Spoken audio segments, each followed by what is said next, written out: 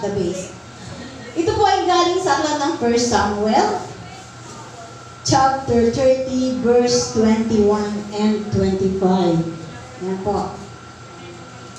Ito po ay naka-plus po dyan ng English. Yan, pa-plus nila yung English. Dito po, Tagalog ko babasahin. Sabi po rito, nang makabalik sina David sa batis ng Besor, sinalubong sila ng 200 tauhan niya na hindi nakasama dahil sa matinding pagod at sila'y kinumusta niya. Ang mga nakasama ni David ay may mga sarili at mararamot. Sinabi ng mga ito, huwag natin bibigyan kahit ano yung hindi sumama sa atin. Ibigay na lang natin sa kanila ang kanilang asawa at mga anak at paalisin na natin sila. Ngunit sinabi ni David, hindi tama yan mga kapatid. Ang mga bagay na ito ay pinagkaloob sa atin ni Yahweh. Iniligtas niya tayo at ibinigay niya sa atin mga kamay ang mga kaaway na lumusob sa atin. Kaya pare-pareho ang magiging kaparte ng lahat, maging kasama sa paglusob o naiwan upang magbantay sa ating mga ari-arian. Mula noon, naging gayon na naging palakad ni David sa paghahati ng mga samsam at ito'y sinunod ng buong Israel. Ngayon pong lahat ay saglit na manalangin. Aming Ama at Diyos na makapangyarihan sa lahat, kami po ay patuloy na magpupuri at sasamba sa iyong dakilang pangalan sa umagang ito. Sapagkat tunay at karapat dapat kang sambahin, sapagkat ikaw ang hari ng mga hari at Diyos ng mga Diyos. Sa iyo lamang po namin iniaalay ang araw na ito. Dalangin namin, aming Ama, na anumang nakikita mo sa amin na hindi naging kalugod-lugod sa iyong harapan, naway patawarin mo kami at turuan mo kaming tanggapin ito upang ito ay maituwid namin alang-alang sa pagmamahal sa amin ni Kristo. At hiling namin na samahan at pangunahan kami ng iyong Santong Espiritu sa buong araw na ito, ng aming pananambahan. At anumang banta ng kaaway na maaaring maghadlang sa amin, ay amin po itong sinasaway sa ngalan ni Jesus. Salamat po, Diyos, sa iyo lamang pong lahat ng kapurihan at kapasalamatan sa ngalan ni Jesus na aming Panginoon at tagapagligtas. Ang halim magsabi ng Amen, Amen. Yan po. Bibigyan ko lang po kayo ng background. Kasi po ito nung panahon ni David nangyari sa 1 Samuel. Pag-usapan po natin yung tungkol sa labanang pupuntahan nila. May labanang pupuntahan si David. Kasama niya po rito ang kanyang pangkat na umaabot na 600 katao. At kasama niya rin ang pangkat ng kanyang kaibigan na si Akis. Si David na ay tumakas mula kay Saul. Kasama ang pangkat na pinangunuan niya na umabot ng 600, napadpad sila sa lupain ng mga Pilisteo. At dito niya nakilala si Akis ang anak ng hari ng Gat. Si Akis po ay anak ng hari ng Gat. Yan po, na sinasakop ng Northern Kingdom. Kasi po, di ba nahati ang Israel? South Kingdom, masaka North Kingdom. Yung North Kingdom po, yan po yung mga Pilisteo. Yung South Kingdom, yun po yung Judah, nandun ang Jerusalem. Yan po. Noong sila ay paalis na nakita sila ng mga prinsipe ng Pilisteo. Nakilala niya si David. Sabi nila ni David, di ba ito ang lingkod ni Saul? Sabi niya, ganyan. Ayaw namin siyang makasama kasi baka pagdating doon, siya pa yung makalaban natin. Kasi dati silang magkakalaban. Tumatakas nga lang siya kay Saul, kaya siya napunta sa lugar ng mga Pilisteo. At naging kaibigan niya yung anak ng hari ng Gad. Yan po, no? Kaya walang nagawa si Akis, ng kaibigan niya. Wala siyang nagawa. Pinabalik niya sila David sa Siklag, kung saan sila nananahan. Pagkalipas ng 3 araw, dumating sila David sa Siklag. Nadatnan nila na sunog ang buong bayan. Nadatnan nila yung kuta nila. Sunog. Sinunog ito ng mga Amelisita. Yan. At bagamat walang namatay, binihag naman yung mga bata, yung mga babae, at saka yung matatanda. Lahat ng mga naiwan, yung mga mahihina, naiwan doon sa kampo nila. Binihag. Ganun na lang yung galit ng mga tauhan niya. Nagalit sila kay David. Halos pagbabatuhin nila si David dahil sa galit nila. Kasi nga, nawala lahat yung kanilang mga ari-arian, sinamsam ng mga lumusob, at saka yung mga bata, babae, matatanda, ay binihag nila. Ang ginawa nila, Ang ginawa ni David, manalangin siya sa Diyos niya. Tapos, siya rin, lumusob sila. Sa paglusob nila, yung 400 na lang ang sumama. Yung 200 ayaw na sumama kasi galing na nga sila sa malayo. Pagod na sila, tinatamad na sila. Yan, sabi nila, dito na lang kami, magbabantay na lang kami dito. Baka masalasihan tayo, di ba? Yan. Nagpaiwan yung 200. Nung nadatnan nila yung mga Amelisita, masaya, nagkakain na ng mga ito. Nagiinuman, nagsasayawan. Kaya ang ginawa nila, pinagpapatay nila lahat. Nabawi nilang lahat ang mga sinansap ng mga ito sa kanila. Maging yung 2 asawa ni David, nabawi nila. Yan. At sinansam na rin nila lahat ng mga nadatnan nila doon. Lahat ng pakikinabangan nila, yung mga tupa, yung mga baka, dinala nila pagbalik nila sa kanilang ruta. Anong sila yung nakabalik na? Sinalubong sila ng 200. Siyempre na, excited sila kasi siyempre kasama rin doon yung kanilang mga anak. Diba? Sa kanyang asawa. Subalit, naging maramot ang karamihan sa mga sumama. Sabi nila, ibigay na lang natin yung kanilang asawa at mga anak tapos paalisin na natin sila. Kaya sabi ni David, hindi tama yan. Sabi gano'n. Ang mga bagay na ito ay pinagkaloob sa atin ni Yahweh. Di ba? Kaya sila nanalo kasi dumalangin si David kay Yahweh bago sila pumunta sa Amelisita. Yan. Sabi niya, pare-pareho ang magiging kaparte ng lahat. Maging kasama sa paglusob o naiwan upang magbantay sa mga ari-arian. Yan. Ang katayuan itong David ay may pagkakahintuan ng katayuan natin ngayon. May katulad din yan. Kasi tayo po ngayon ay meron din pong gyerang nilalabanan. Amen? Tayo mga Kristiyano, meron tayong pinagdadaanan. Hindi man po ito literal na gyera. Ito po ay spiritual warfare. Diba? Ngayong umaga, sino dito ang hindi dumaan sa spiritual warfare? Yung papunta ka na lang, nagdadalawang isip ka pa. Tutuloy kaya ako o hindi? O kaya next week na lang ako magsisimba. No, di ba? Dumadaan sa spiritual warfare. Bawat isa sa atin ganyan. O kaya, mamaya naman, tignan mo nga rin po sila. Mga kabataan. Sabi nila, mag-special number sila. Tapos, hindi po sila nakapag-practice. O next week na lang. O di po ba? May pinagdaanan din silang spiritual warfare. Yan po. Ganyan po ang nangyayari. Sa tuwing tayo ay pupunta, haharap kay Yahweh, marami tayong pinagdadaanan. Tingnan po, kapag di-devotion lang sa umaga tinatamad kang gumising ng maaga para mag-devotion. Kung magising ka, alas 10 na ng tanghali, paano ka pa makakapag-devotion? Oras na ng tanghalian. O diba? Dapat pag nagdi-devotion ka, madaling araw, tahimik pa ang lahat. Tahimik pa yung mundo. Di ba? Kasi pag magulo na yung mundo, di ka na makapag-concentrate. Tayong lahat may pinagdadaanan ganyan, spiritual warfare. Di ba? At itong ibabahagi ko sa inyo ay may kinalaman sa ating buhay Kristiyano. Amen? Una, sabi dito, God's army requires 2 forms of service. 2 service ang kailangan. Diba? Naaalala niyo po ba yung Psalm 44?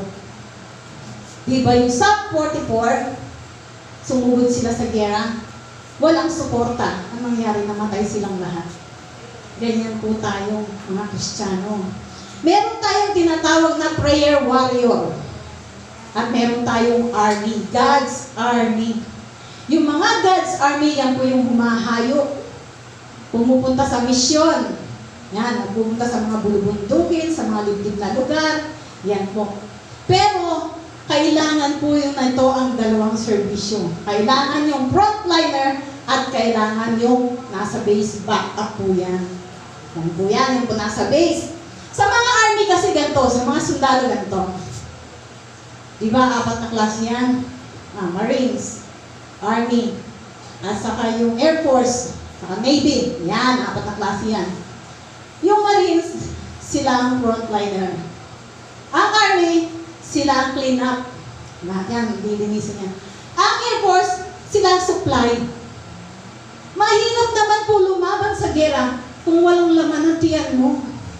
Kung gutom ka, pupunta ka ng gera, anong nangyari sa'yo? Di lang pa ka, hilong-hilong ka, hindi mo lang kung sino kalaban mo, baka kasama mo na yung napatay mo, duling ka sa gutom. Diba? Kaya mahirap pumunta sa gera pag walang laman ang tiyan mo. Yung mga leader kasi ng sundalo, pagka pumupunta yun ng gera, meron nagpuplano yan, di ba? Umiikot yan kung paano nila susuportahan yung nasa frontliner. Kahit nga nasa gobyerno natin ngayon, di ba? Yung mga frontliner natin, yung mga nurses, yung mga doktor, yung mga nagbabantay niya, kung walang nag-supply ng pagkain yan, tatagal ba yan dyan? Hindi sila tatagal na nandoon. Ilang buwan silang nandoon sa frontliner, nagbabantay, hindi sila makauwi-uwi. Diba? Kung walang nagsusupply dyan, hindi sila tatagal. Ganun din po tayo. Mahirap mag-marcha kung ikaw ay walang sapin sa paa. Diba? Wala ka sapatos. Paano ka magmamarcha? E di ika-ika kang ganyan, sakit. Eh kung sa bundok ka pa, matinig ang dadaanan mo. Diba? Mahirap magmarcha. Ay, ang mga sabi sa Efeso 6:15, sabi dito, bilang mga Kristiyano, tayo ay mga God's army. Sabi dito, isuot ninyo ang sapatos ng pagiging handa sa pangangaral ng magandang balita ng kapayapaan. Yan po. Marami ang laban na napapanalo dahil sa kahusayan ng mga sumusuporta. Amen? Upang mapanatili ang mga nasa harapan. Tulad nga po ng sabi ko, kung ang gera, sa gera, walang susuporta diyan, wala silang supply, wala silang pagkain, wala silang bala, walang magpapadala ng bala diyan, paano lalaban yung nasa frontliner? Katulad din po ng mga Kristiyano. Ganyan, nangyayari din po ito. Kailangan din ng mga sundalo ng Diyos ang parehong suportang ito. Yung mga nasa harapan at sa mga nasa base. Merong mga nakikipaglaban at merong nagbabantay. Katulad ng ginawa nila David, nagpaiwan yung 200 para magbantay. Kasi baka bumalik ang kaaway, masalisihan sila. Kung walang nagbabantay, tulad ng naunang lahat sila, yung 600 ay umalis. Kita niyo, pagbalik nila, sunog na yung buong bayan nila. Diba? Ganon po yun. Sa ating mga Kristiyano, kailangan merong nakikipaglaban at merong nagbabantay. Merong mga nagtuturo at mga sumusuporta. Yan po. Yung mga humahayo, katulad ng mga missionaries, yan, katulad ng mga pastor, yan, humahayo yan. Nagpupunta yan sa bahay-bahay, yan. Wala naman pong mangyayari kung walang logistic. Diba? Paano tatakbo ang isang church kung walang nagsusupply, walang sumusuporta? Hindi po pwedeng lahat nasa loob lang kayo ng church, paano kayo dadami? Hindi naman pwedeng lahat kayo nasa labas lang. Ano mangyayari sa inyo? Wala nang naiwan. Walang nagpe-pray sa loob ng church. Kailangan yung mga humahayo, ipinagpe-pray ng mga nandito sa loob. Amen? Kailangan sinusuportahan nila sa panalangin. Yan. O kaya sa paghayo nila. Paano yung pupunta ng Baguio? Walang pamasahin. Eh, paano? Diba? Kailangan mayroon pong sumusuporta. Ang katotohanan ito ay nailarawang maigi sa bagong tipan kasalukuyang nagmi-ministry ang ating Panginoong Jesus. Sabi po sa Luke 8:1-3, nangangaral siya at nagtuturo ng mabuting balita tungkol sa paghahari ng Diyos. Kasama niya ang 12 at ilang babaeng pinagaling niya sa masamang espiritu at mga karamdaman. At iba pa, ang ari-arian nila ang itinustos nila sa pangangailangan ni Jesus at ng kanyang mga alagad. Kita ninyo, yung mga kababaihan noon na sumusunod kay Kristo, binenta nila yung kanilang mga ari-arian para may ipantustos kay Kristo sa mga alagad niya. Hindi po pwedeng lakad lang ng lakad, walang tumutustos. Amen po, kasi po yung mga nagugutom din ang mga yan. Diba? Kailangan nila na may sumusuporta sa kanila. Ganon din naman po si Pablo. Sinuportahan siya ng church. Di ba kung saan siya pumupunta? At yung mga taga nasa church, sila po ay nagko-contribute. Di ba? Nagdudunit sila ng kanilang may ibibigay. Yan. Kailangan po ng church ay ng mga humahayo ang suporta kasi po para madala sa labas ang laban ng Diyos. Amen? Kailangan po may sumusuporta sa mga dahilan at pangangailangan ng mga ito. Ano po ba yung dahilan? To win souls, di po ba? Kailangan kong humayo para makahanap ako ng mga kaluluwa, makapagdala ako ng kaluluwa sa church, maraming tao ang mabago. At anong kailangan para humayo? Halimbawa po, tulad namin, nag-mission kami sa Bicol. Alang-alang punta kami roon, wala kami pamasahe, di ba?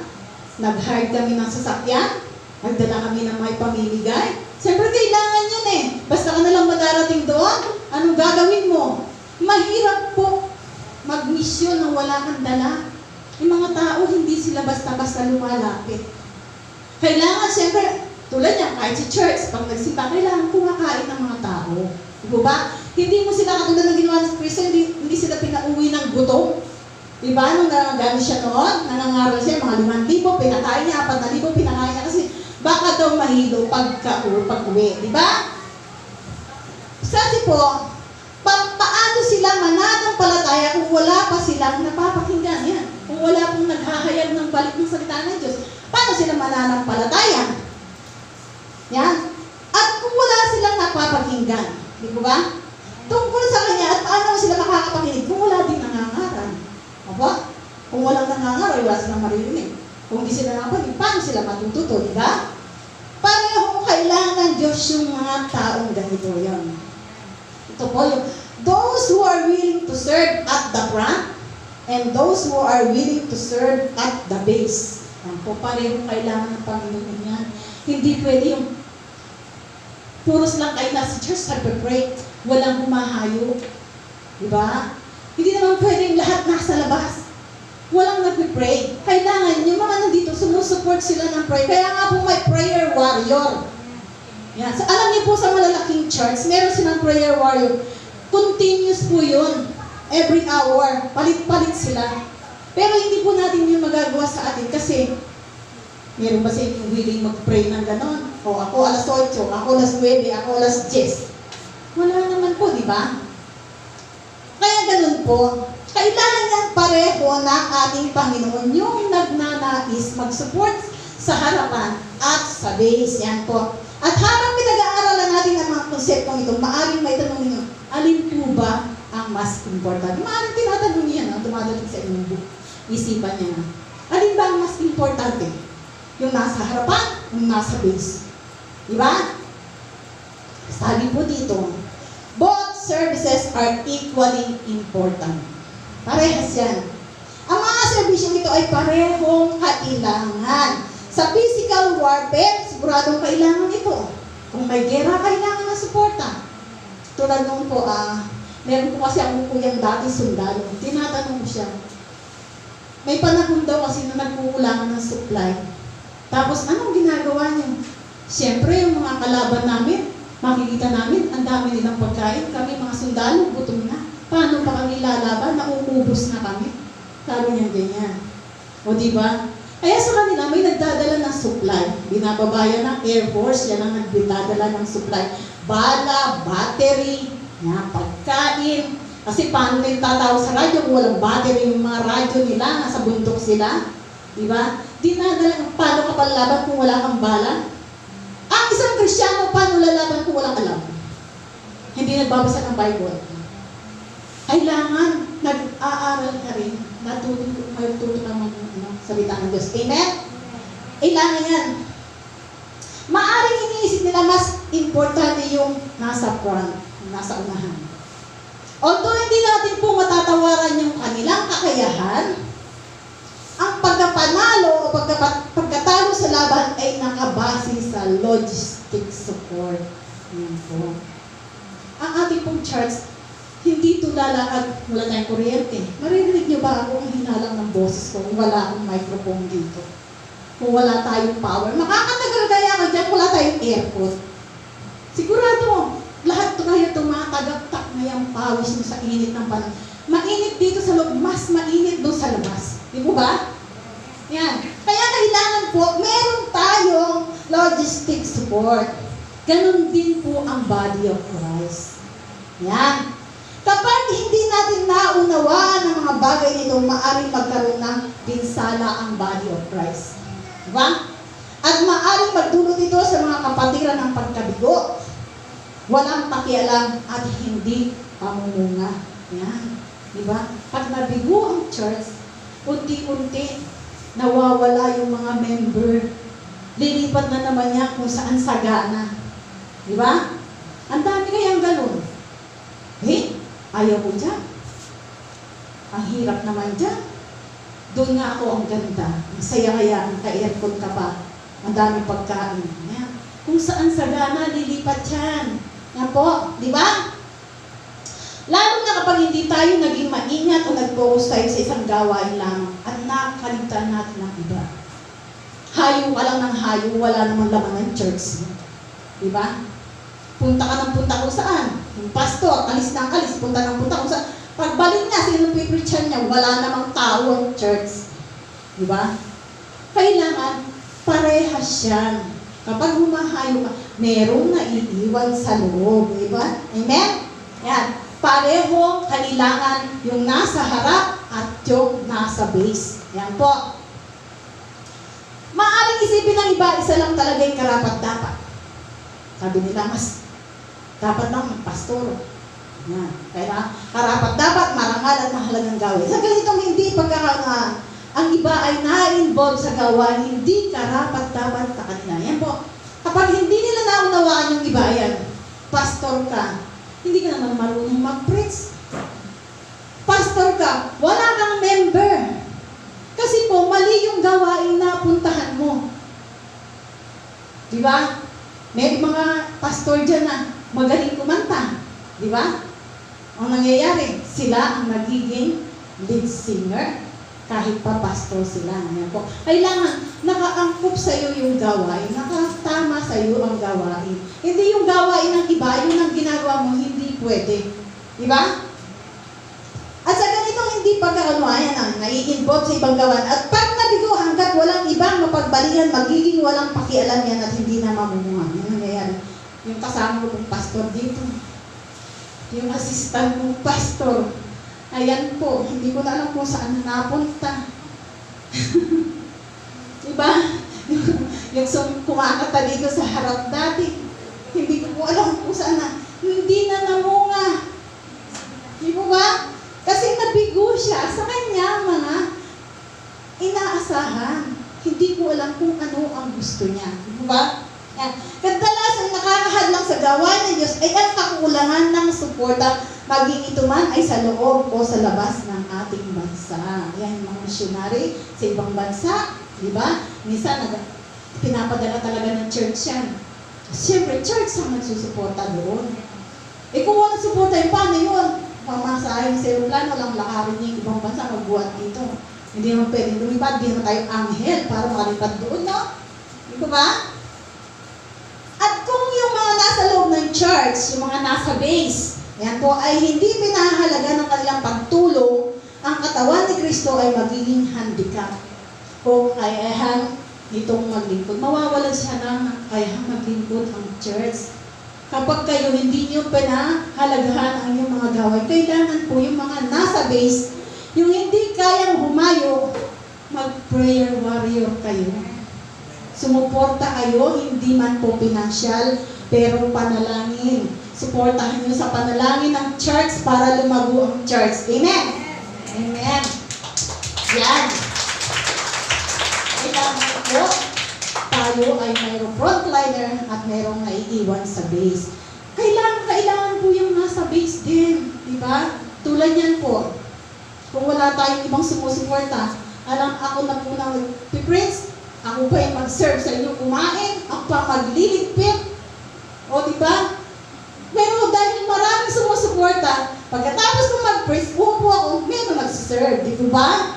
O meron nagliligpit, o di ba? Eh kung ako lang magsapa, paano under ang church? Anong gagawin ko? Walang magpapaawit, walang nag-MC. Eh di ba ang hirap? Kaya parehas na kailangan ang service sa labas at sa loob. Amen? Yan po. Number 3 po, both services demand the same goal, sacrifice, and zeal.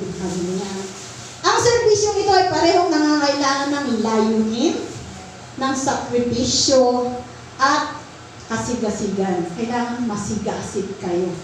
Hindi yung nagpipray kayo, bukas hindi. Tinatamad akong mag-pray. Wala na akong alam pray. Minsan naman iba nagsasawa mag-pray kasi araw-araw na lang yun ang sinasabi ko. Baka magalit si Diyos, si Lord, magsawa sa akin.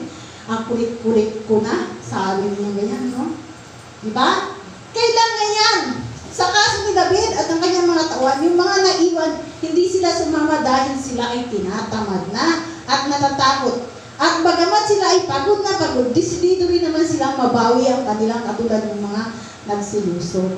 Kahit naiwan ang mga yun, siyempre kahit dahil pagod na sila, disidido rin naman nilang mabawi yung mga nawala sa kanila. Ganon din naman po tayo.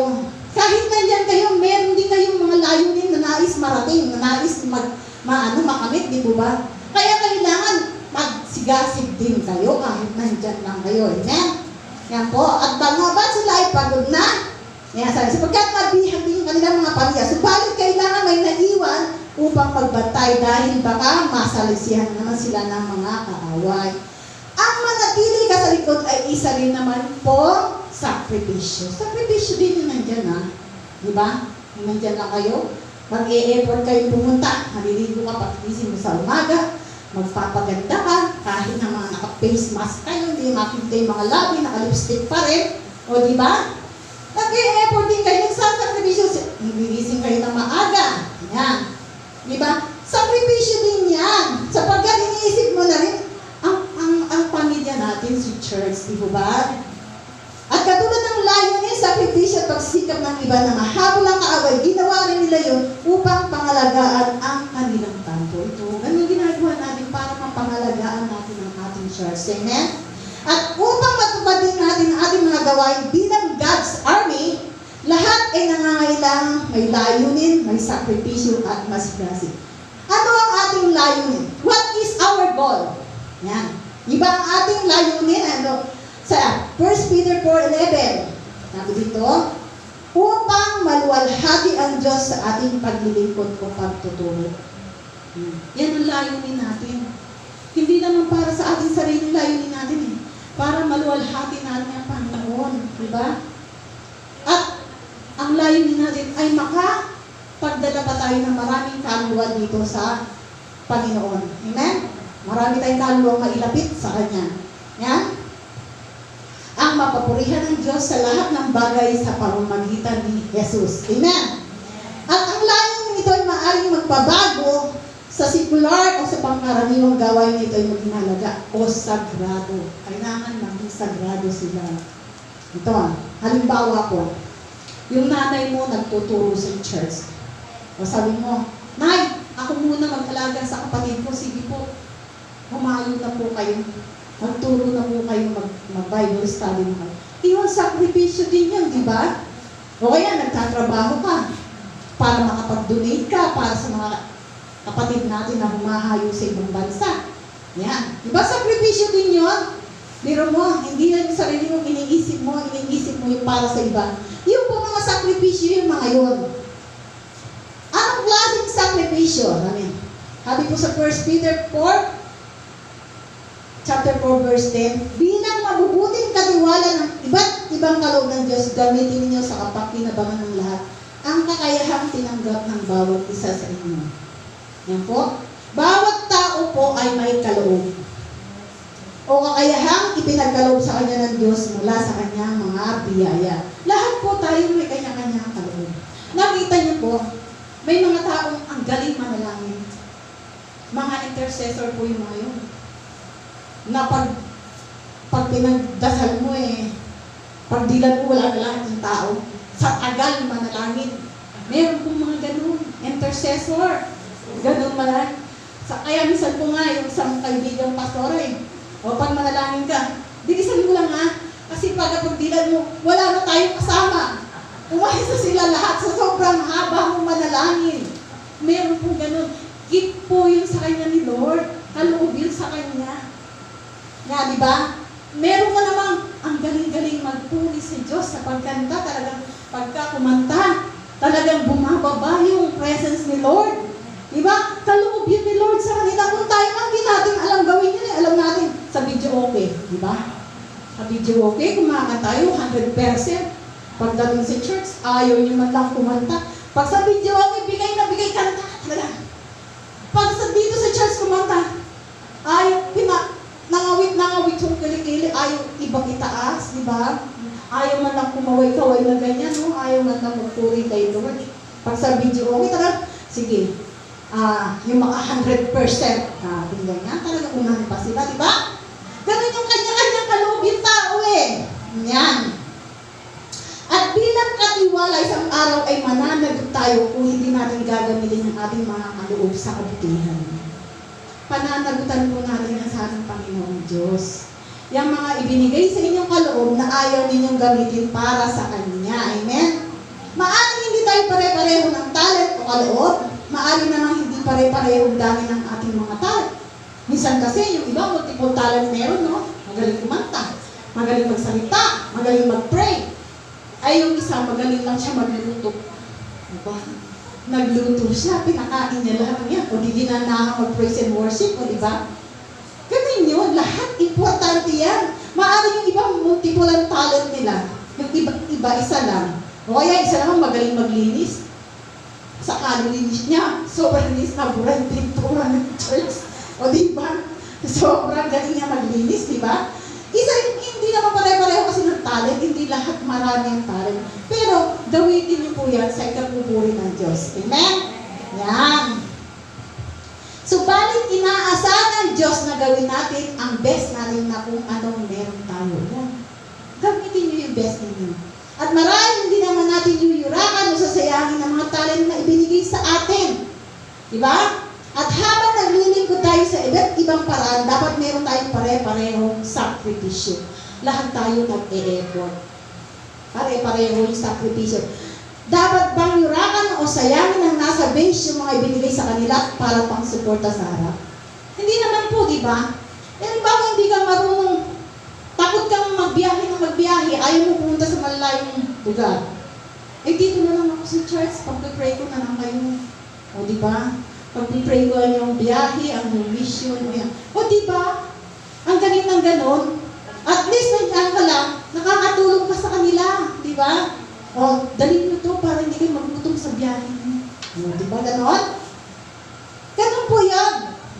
Hindi ba dapat na tayo ay willing mag-sacrifice lalo kung may pangangailangan? Kung ang nasa base ay nagsasakripisyo katulad ng nasa harap, di ba? Mas maraming mabubuting bagay ang mangyayari. Kung pare-pareho tayong nagsasakripisyo. Di ba? Sabi naman po, anong klaseng kasigasigan? What kind of seal daw? Gaano ka kailangan magsigasig? Sabi ko sa 1 Peter 4:11, ang nangangaral ay dapat salita ng Diyos ang ipangaral. Yan po, ang nangangaral, dapat salita lang ng Diyos ang hindi ka gumagamit ng mga haka-haka, o mga kwentong kutsero, kwentong barbero, ganyan ano? Yung iba, mga salawikain lang ginagamit. Kailangan ng pag nangangaral ka, salita ng Diyos ang ipangaral mo. Ang naglilingkod ay dapat maglingkod gamit ang lakas sa kaloob sa iyo ng Diyos. Pinagkalooban ka ng Diyos ng lakas. Gamitin mo yan para sa Kanya. Kasi baka mamaya, nagkasakit ka. Sabi mo, pagalingin ako. Nung pinagaling ka, abay, mas malala ka pa kaysa dati. Di ba? Babawiin ni Lord ang kalakasan yan. Amen? Upang sa lahat ng bagay siya ipapurihan sa pamamagitan ni Jesucristo. Kahit ano ang ating kakayanan o kahit anong klase ng paglilingkod, binigyan tayo ng Diyos ng kalakasan upang magawa natin ang mga ito. Amen? Dapat bang maging matambay tayo tungkol sa kaloob ng Diyos sa atin? Hindi po nga. Kung ang pinagkaloob po sa iyo, maglingkod. Yan, dito lang ako sa church. Ako na lang tagalinis. Ako tagatanggap ng bisita. Taga-kamay doon sa labas. Taga-entertain, di ba? Yun lang meron. Halimbawa po, katulad yan, si Kuya Boyer, stroke siya. Isang kamay niya gumagana. Dito lang siya, taga-sulat lang ng mga dumarating. Ayan. O, kaya taga-spray doon sa mga dumarating, taga-spray ng alcohol. Di ba? Pag-service na po yun. Amen? Dapat maging masigasig tayo sa paggamit na kung anong talent meron tayo upang magparangalan natin Diyos sa mga biyayang ipinagkaloob niya sa atin. Lahat ng ating ginagawa dapat para sa karangalan ng ating Panginoon. Amen? Pang-apat po, sabi dito, both service receive the same reward. Pare-pareho po yung gantimpala na tatamo ng mga yan. Akala kasi ng iba, dahil pastor kami lang ang tumatanggap ng magandang biyaya. Hindi po, kahit nandyan na kayo, pare-parehas lang. Ang Diyos natin ay parehas lang tumingin. Pare-parehas tayo sa kanyang paningin, walang nakakalamang. Diba? Kung ikaw ay tagapag-pray, parehas lang din po ang reward na tatanggapin mo. Kung ikaw ay naglilingkod sa church, parehas lang din ang pagpapalang ibibigay sa iyo. Amen? Kasi po, binibigay niya yung reward ayon sa kakayanan mo, ayon sa kailangan mo, sa pangangailangan mo. Eh, bakit kaya bibigyan ng 1 million, mayaman ka na? O, di ba? Hindi naman bukas, siyempre bibigyan niya yun doon sa nangangailangan. Kung anong kailangan mo, yun ang ipagkakaloob sa iyo ng Diyos. Kasi, akala ng iba, mas marami ang natatanggap na biyaya ng pastor. Hindi po, pare-parehas lang yan. Kaya lang nakikita ng Diyos yan kung ano yung pangangailangan. Ito ay magaling itong gumitara, bibigyan ko ito ng talent para mas lalo siyang gumaling. Diba? Yung ibibigay ng Diyos sa kanya. Ito magaling kumanta, bibigyan ito na magandang boses. Ay mahilig kumanta eh. Diba? Ganun yun. Ini-improve ng Diyos yung biyayang binibigay sa inyo kapag ginagawin niyo para sa kanya. Amen? Sabi po, ito, nakita namin kung paano ginawang batas ni David dito sa Israel. Sa 1 Samuel 30, 24 and 25, sabi dito, pare-pareho ang magiging bahagi ng lahat. Diba? Maging kasama sa panlusob o naiwan upang magbantay sa ating mga ari-arian. Mula noon, iyon na ang naging patakaran ni David sa paghahati ng mga samsam at ito'y sinunod sa buong Israel. Amen? At ang ganitong prinsipyo ay naulit sa bagong tipan. Itinuro ito ni Jesus sa Matthew chapter 10 verse 41 and 42. Sabi nga niya, ang tumatanggap sa isang propeta dahil sa ito'y propeta ay tatanggap ng gantimpalang nauukol sa propeta. At ang tumatanggap sa isang taong matuwid dahil sa ito'y matuwid ay tatanggap ng gantimpalang nauukol sa taong matuwid. Tandaan ninyo, sino mang magbigay ng kahit isang basong malamig na tubig sa isa sa mga maliit na ito dahil siya'y alagad ko, siya'y tiyak na tatanggap ng gantimpala. Kita nyo, nagbibigay ng gantimpala ang Diyos ayon sa pangangailangan ninyo. Hindi naman niya bibigay kung hindi mo kailangan. Kasi minsan ang tao, kapag binigyan mo ng hindi niya kailangan, naaabuso yun. Diba? Kaya bibigay ng Diyos yung mga pangkama, ayun lang yun sa pangangailangan, yung gantimpalang ibibigay. Sabi po sa 1 Timothy 3:13, ang mga tagapaglingkod na tapat na tungkulin ay nagkakaroon ng paggalang sa mga tao at nagkakaroon ng malaking tiwala dahil sa pananampalataya kay Kristo Jesus. Ayun niyo po ba yun? Dahil kayo ay isang Kristiyano, pag dumakat kayo sa daan, ginagalang kayo ng mga tao. Diba? Iyon ang reward ng Diyos kapag tapat kang naglilingkod sa Kanya. Marinig lang yung pangalan mo, ginagalang ka niya. Si ganyan, okay yan. At pag ikaw ay may tinulungan, tinulungan ka alang-alang sa Kanya kasi mapagkakatiwalaan ka. Diba? Ganun yun. Bibigyan ng Diyos yun, diba? Nagkakaroon ng malaking tiwala sa iyo ang mga tao. Dahil ikaw ay isang tapat na lingkod ni Kristo. Pero kung ikaw naman ay, anong klaseng Kristiyano ito? Ang hirap kausap, ang hirap pakibagayan, ang sungit-sungit. Diba? Pag kinakausap mo, palagi kang sinusopla. Diba may mga ganong tao, no? Naging Kristiyano pa to. Ang hirap spelling, diba? Pero mga ganon.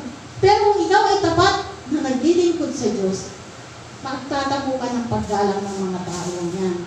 Nawa po makatulong itong mga aral na ito upang maging masigasig kayo sa inyong mga pagsasakripisyo. Amen? Madalas po, ang mga nakahadlang sa gawain ng ating Panginoon ay ang kakulangan ng suporta. Yan po nakakahadlang talaga yan sa gawain ng Diyos.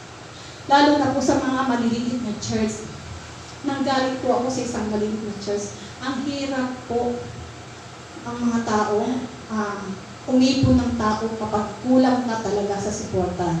Lalo na ang mga member ay walang mga pakialam. Yan, bahala, darating lang ako pag Sunday. Tatawag ka ng prayer meeting, walang darating. Prayer meeting, yung nangyayari. Ang pastor na lang nag-pray. Prayer meeting, hindi prayer meeting. Diba? Meeting na lang dumating. Siya na lang mag-isa nag-pray. Diba? Hindi na prayer meeting, prayer meeting. Si pastor lang mag-isa nag-pray. Ayaw mag-prayer meeting ng mga tao. Yan. Mahirap pong dumami ang mga member ng church kapag walang sumusuporta talaga. Kulang ka sa suporta. Kahit naman po sa mga sundalo, kapag kulang sa suporta, ba't pa ako magsusundalo? Wala naman akong uniform, wala naman akong sapatos, gutom ka pa, ayaw mo nga magsundalo, mamamatay ka lang dyan. Sabi mo, ano? Ganun yun. Diba? Maaring ito po ay financial o manpower. Yan. Dumating ka sa church, nakikita mo, yung kasama mo, nagbubuhat ng bangko, nagtayo ka lang. Nagmamasdan mo siya.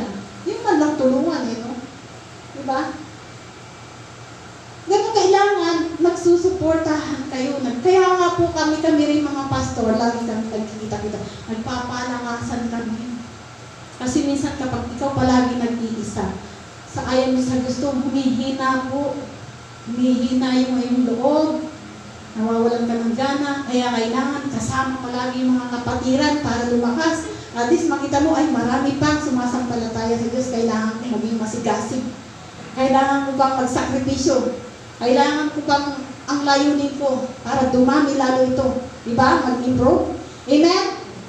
Samantalang iba ay nais gumayo at magturo. Ang iba naman ang ayaw pumunta upang tumulong. Yan, may mga taong gustong gumayo, ayaw naman nila suportahan. Paano makakahayo ang mga yan? Diba? Baka nakikita naman natin na parehong may gantimpalaan pang klase ng iyong paglilingkod. May pare-pareho pong may gantimpala ang lahat ng paglilingkod. Ikaw man ay nasa harapan o nasa likuran, pareho lamang ang gantimpala ang iyong tatanggapin. Kaya gawin natin ito bilang isang mabuting katiwala na may pagsisigan. Amen?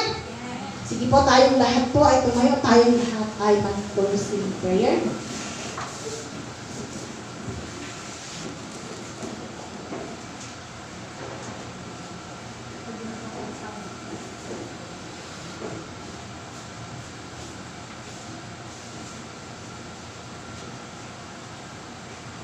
Panginoon, pagpalain po ang inyong mga salita.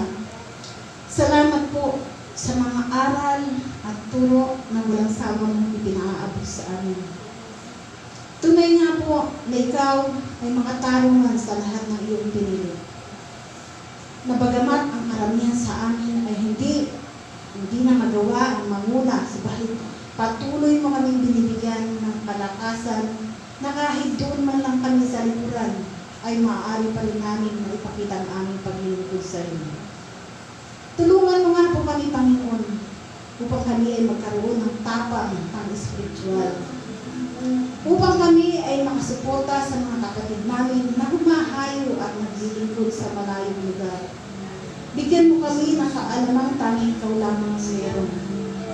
Patuloy mo kaming bigyan ng tapang upang kahit humina ang aming katawang lupa, ay manatiling malakas ang aming espiritu. Salamat sa iyong mga salita na siyang patuloy namin pinanghahawakan upang makapagpatuloy kami dito. Tulad ng pangako mo, hindi mo kami iiwan o pababayaan ng dami. Na siyang tunay na nagpapalakas sa amin, lalo na sa mga ganitong pagkakataon, na ang mundong aming ginagalawan ay punong-puno ng kasalanan. Salamat sa kalakasang patuloy mong iginagawad sa bawat isa sa amin. Salamat sa iyong pagmamahal na hindi nagmamaliw at palaging bago sa bawat umaga. Salamat po, O Diyos, sapagkat alam namin na hindi lamang kami ang sumusuporta. Alam namin at niniwala kami sa iyo. Sa iyo galing ang lahat ng meron kami, kaya kami ay patuloy na nakakalaban. Salamat po, Panginoon namin Diyos, sa patuloy mong pagsama sa amin. Salamat sa patuloy mong pakikinig at pagsagot sa aming mga panalangin. Salamat sa patuloy na paggabay sa amin ng iyong banal na Espiritu.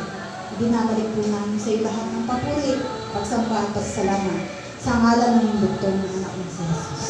Amen.